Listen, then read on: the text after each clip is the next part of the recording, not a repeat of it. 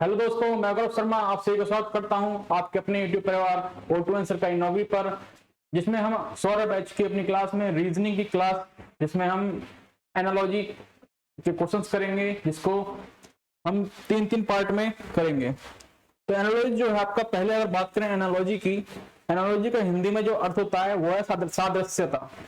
Analogy मतलब सादृश्यता या फिर इसे बोलते हैं समरूपता।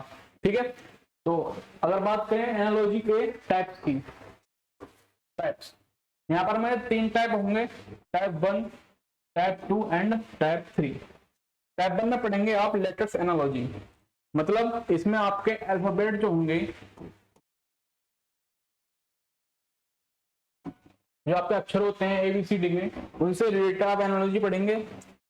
टाइप 2 में आप पढ़ेंगे नंबर्स एनालॉजी, इसे हम हिंदी में संख्या सादृश्य बोलेंगे, जिसमें आप नंबर से रिलेटेड सभी एनालॉजीज पढ़ेंगे। और बात करें थर्ड की, जो है आपकी शब्द सादृश्यता, जिसे हम इंग्लिश में वर्ड एनालॉजी बोलते हैं। इसमें हम जो वर्ड्स होते हैं इंग्लिश के, उनकी या फिर हिंदी के जो वर्ड्स हैं, अलग अलग जो शब्द हैं जिसमें आप जीके और जीएस का यूज करेंगे, उसकी सादृश्यता को करेंगे। ठीक है, तो अगर हम बात करें कि जो एनालॉजी में कैसे प्रश्न बनेंगे, किस प्रकार से आप प्रश्नों को देखेंगे पेपर में, जो जीडी का आपका पेपर है, तो मैं अभी आपको अवगत कराता हूं पहले टाइप से, जो है आपका लेटर एनालॉजी।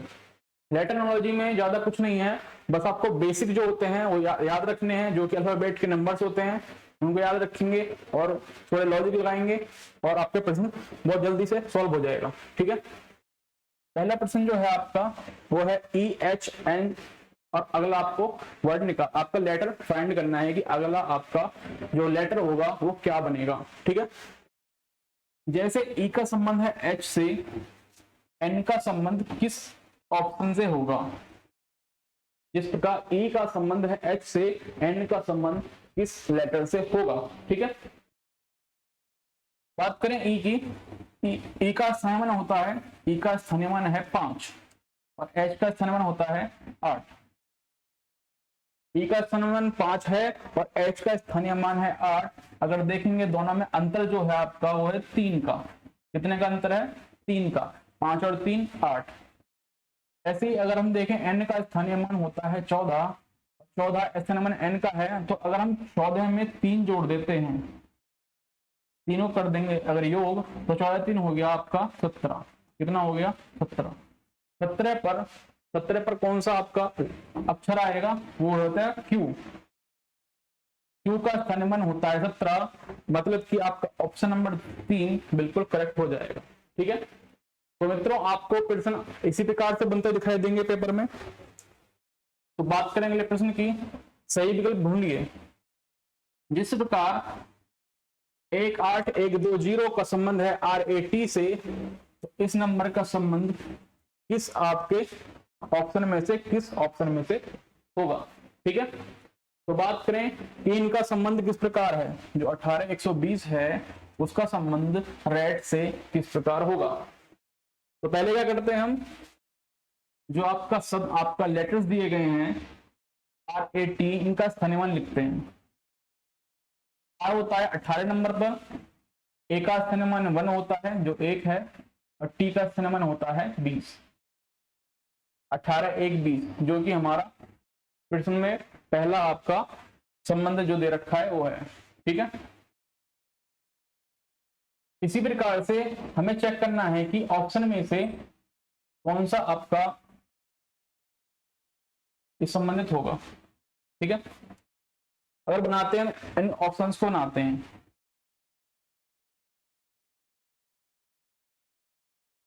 R आपका होता है 18 नंबर पर, I का स्थानीयमान 9 होता है, M का स्थानीयमान 13 है, और B का स्थानीयमान होता है 2, S का आपका होता है 19, मतलब कि 19। क्या आपका ऑप्शन जो आपका संबंध है 18 9 14 7 19 में है? नहीं, बिल्कुल नहीं है, मतलब कि ऑप्शन जो पहला है आपका गलत हो जाएगा।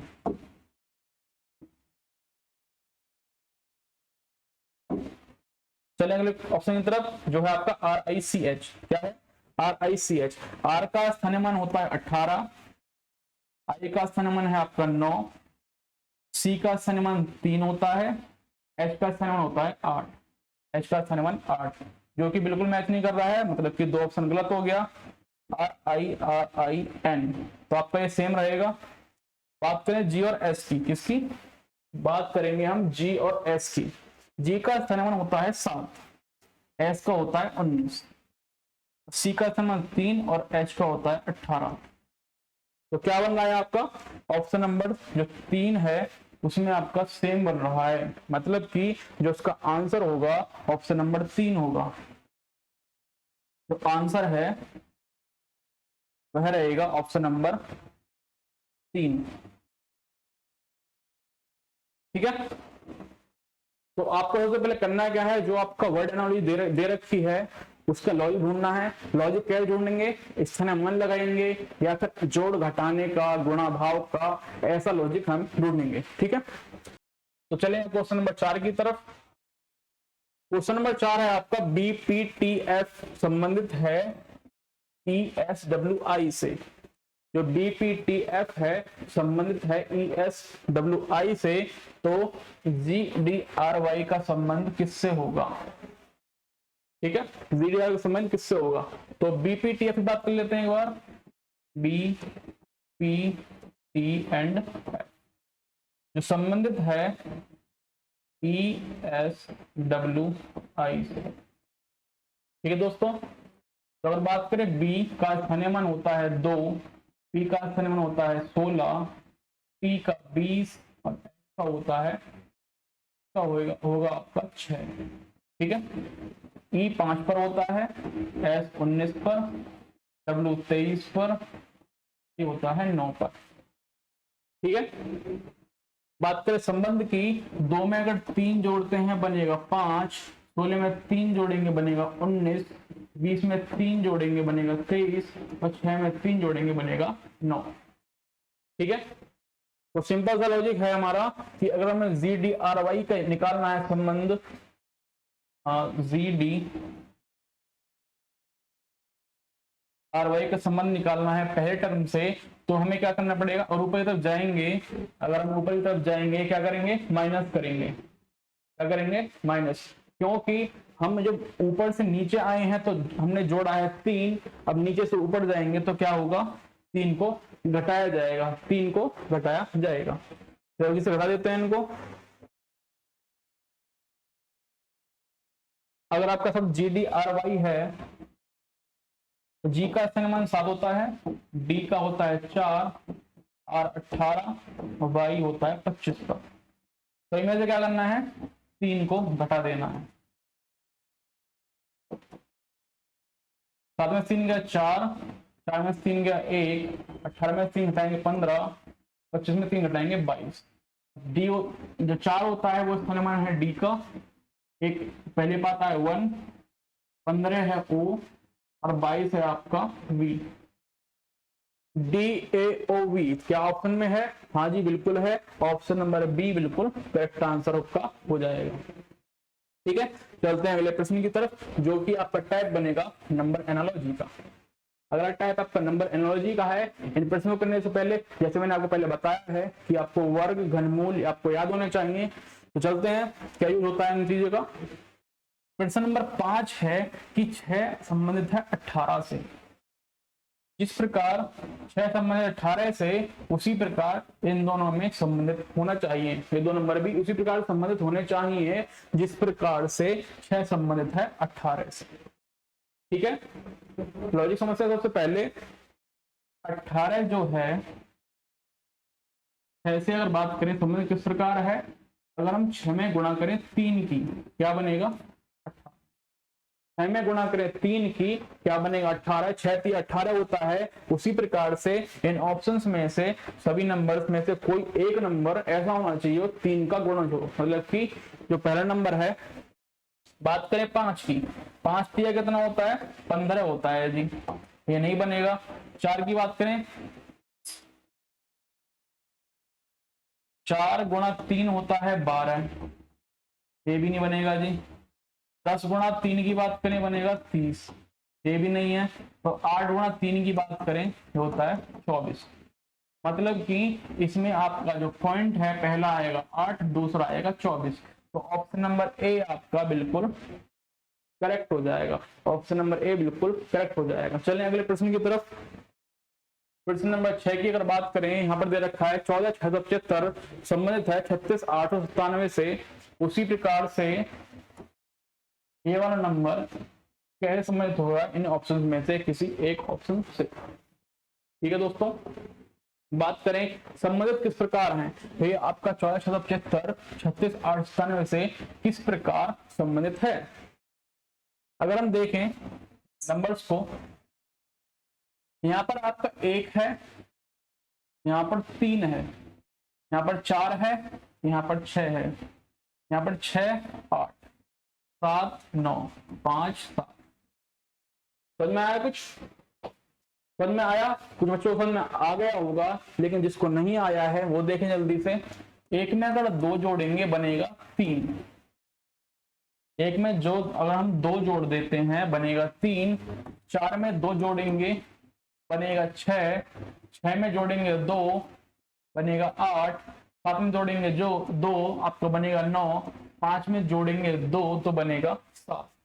इसी प्रकार से यदि हम इन सभी में 2 को जोड़ देते हैं, क्या हमें आंसर मिल जाएगा? क्या हमें आंसर मिल जाएगा? चेक करते हैं। चलो, 3 और 2 5, 5 और 2 7, 2 और 2 4, 7 2 9 और 5 2 7। क्या किसी ऑप्शन में आपका 5 7 4 9 7 है? 5 7 4 9 7 है? हाँ जी बिल्कुल है, जो कि ऑप्शन नंबर 3 है, जो बिल्कुल करेक्ट आंसर आपका हो जाना चाहिए।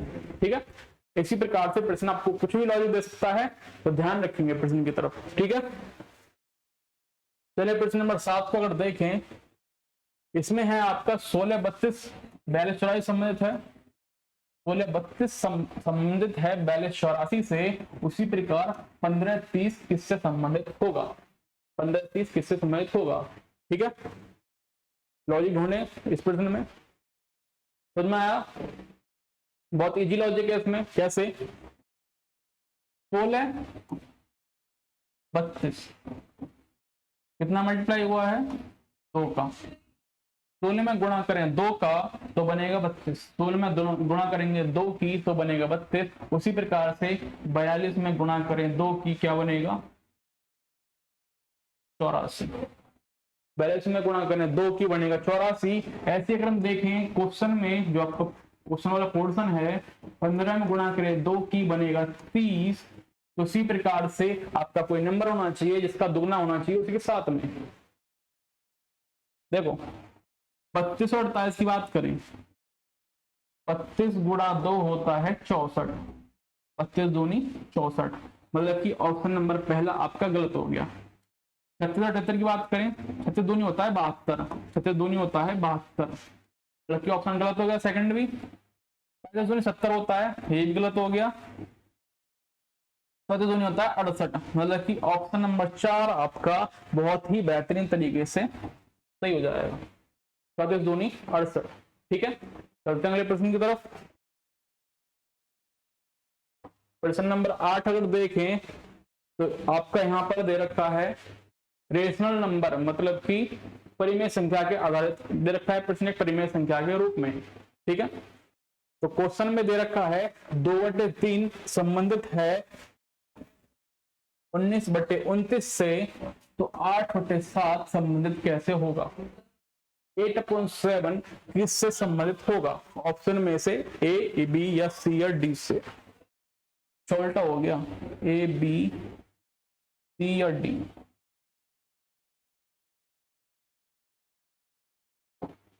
ठीक है, तो सबसे पहले क्या करते हैं, इसको आप सिंपल लिख लेते हैं। पहले ये हमारा जो लिखते हैं, जैसे हम पहले लिख लेते हैं, तो 2/3 संबंधित है 19/29।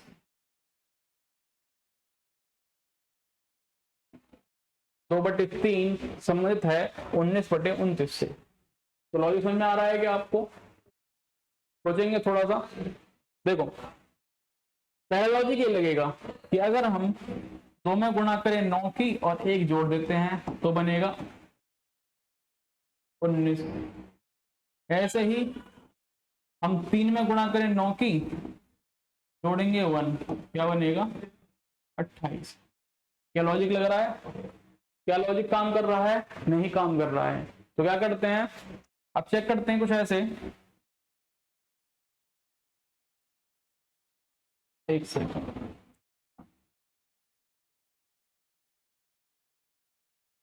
अब चेक करते हैं 2 में गुणा करें 10 की, घटाते 1, इसी प्रकार से 3 में गुणा करें 10 की, कम करें 1, तो बनेगा हमारा 19, नीचे बनेगा 29। क्या लॉजिक काम कर रहा है? हाँ जी लग रहा है लॉजिक। तो क्वेश्चन में लाकर देख लेते हैं एक बार। चलो, आपका है 8/7, तो करना क्या है, 10 से करनी है गुणा, 10 से क्या करनी है गुणा, और फिर कर देना है 1 कम। तो गुणा करनी तो सबको आती है, 8 दम होता है 80, 80 में से 1 गया 79, 79, 7 दाम 70, 70 में से 1 गया 69, तो कहते हैं 69। तो आपका आंसर कितना होना चाहिए, 79/69, मतलब कि 79/69। तो ऑप्शन में है जी, कोई है? हाँ जी बिल्कुल है, ऑप्शन नंबर बी बिल्कुल करेक्ट हो जाएगा, ऑप्शन नंबर बी बिल्कुल करेक्ट। चलें अगले प्रश्न की तरफ, जो कि आपका टाइप होगा वर्ड एनालॉजी। क्या है?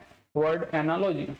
वर्ड एनालॉजी में जो आपके प्रश्न बनेंगे वो आपके जीके के रिलेटेड भी बनेंगे। जीके जो आपकी है उसके रिलेटेड प्रश्न बन जाएंगे। जो अच्छे तरीके से जीके पढ़ रहे हैं उनका प्रैक्टिस भी हो जाएगा, यहाँ पर रिवीजन भी होता चला जाएगा। ठीक है, तो चलें प्रश्न की तरफ। कुछ लॉजिक भी लगेगा ना रीजनिंग के साथ, रीजनिंग में आपका लॉजिक मेन है, तो लॉजिक का प्रश्न भी बनेगा ही बनेगा।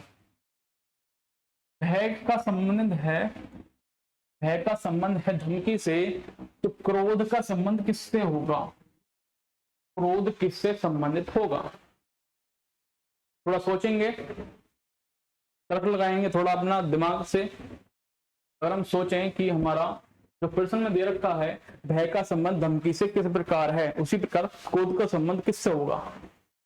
सोचे, देखो समझिए, भय जो है, भय जो होता है आपका धमकी से उत्पन्न होता है। भय उत्पन्न क्या होता है, मान लीजिए अगर आपने आपको किसी धमकी दे दी कि हाँ जी अगर आपने मतलब कि कोई काम, ये काम किया तो हम ऐसे कर देंगे वैसे कर देंगे, मतलब धमकी दे दी किसी ने आपको, तो क्या होगा, भय उत्पन्न हो जाएगा। जैसे आपके पेरेंट्स है, पेरेंट्स आपको कहते हैं कि वहां मत जाओ नहीं तो आपकी पिटाई हो जाएगी, तो ये होगी आपकी धमकी टाइप की होगी। मतलब उस धमकी से क्या उत्पन्न हुआ, भय उत्पन्न हो गया।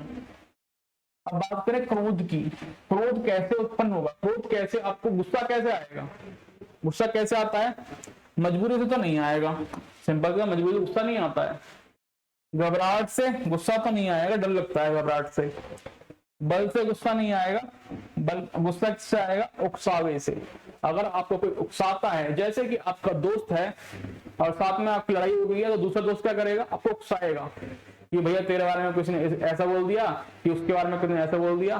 तो बिचौले जो होते हैं ना, उकसाने का काम करते हैं। ठीक है, उसी प्रकार से अगर कोई आपको उकसाएगा तो आपको गुस्सा आएगा। तो ऑप्शन नंबर सी बिल्कुल करेक्ट रहेगा। क्वेश्चन नंबर 10 की अगर बात करें, कबूतर जो है प्रतीक है शांति का। कबूतर किसका प्रतीक है, शांति का। उसी प्रकार से में कौन सा संबंधित है, जिस प्रकार कबूतर संबंधित है शांति से, उसी प्रकार ये सभी में से कौन सा ऑप्शन है बिल्कुल संबंध दिखा रहा है, ऐसे ही। ठीक है, कौवा की बात करें, उसका संबंध है कूड़ा बीनने से। तो इसमें रिलेशन बनना है क्या? कौवा के कूड़ा बीनता है? नहीं बीनता ना। चाकू काटता है, काट तो है लेकिन इसका प्रतीक नहीं है, चाकू काटने का प्रतीक नहीं है। ठीक है, शांति तूफान, ये तो क्या हो गए आपके अपोजिट वर्ड हो गए, मतलब कि विलोम शब्द हो गए आपके। शांति तूफान विलोम शब्द हो गए। चाकू का काम होता है काटना, ना कि प्रतीक है काटने का। कौवा कूड़ा बीनना है तो गलत हो गया बिल्कुल। मोती की अगर बात करें, जिस प्रकार कबूतर संबंधित है शांति से, कबूतर प्रतीक है शांति का, उसी प्रकार मोती जो है संबंधित होता है पवित्रता का। मोती संबंधित है, जो सूचक है पवित्रता का है। ठीक है, चलिए अगले प्रश्न की तरफ। मोची का संबंध है चमड़े से, तो बड़े का संबंध किससे होगा? मोची आप सबने देखा होगा, वही जो आपके जूते वूते सिलते हैं, चमड़े का काम करते हैं, वो मोची वाले मोची कहलाते हैं। ठीक है, मोची का काम होता है चमड़े से। बढ़ई का काम किससे होगा? सिंपल सा है, बढ़ई का काम किससे होगा? लकड़ी से होगा। किससे होगा? लकड़ी से। कुछ सोच रहे होंगे फर्नीचर क्यों नहीं आया? फर्नीचर इसलिए नहीं आया क्योंकि बढ़ई बनाता फर्नीचर है, बढ़ई का काम फर्नीचर से नहीं होता है।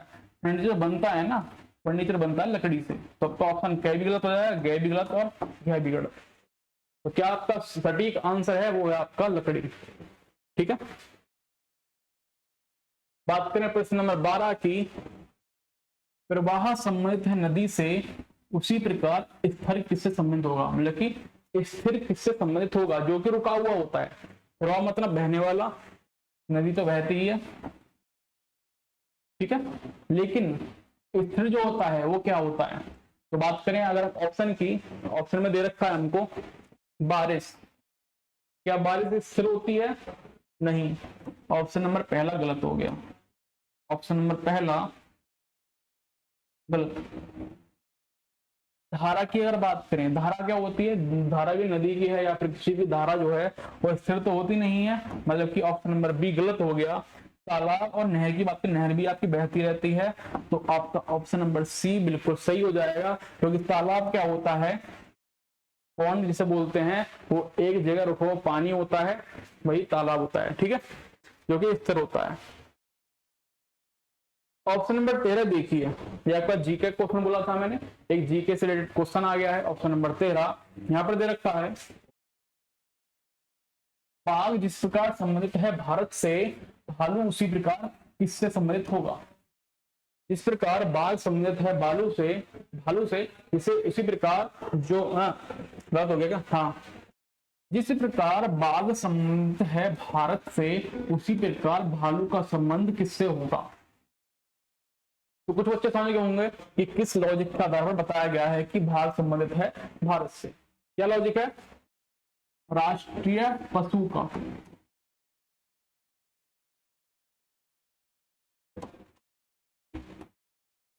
भारत का राष्ट्रीय पशु होता है बाघ।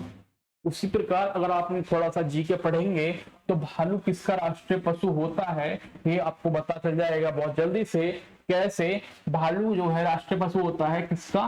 रूस का।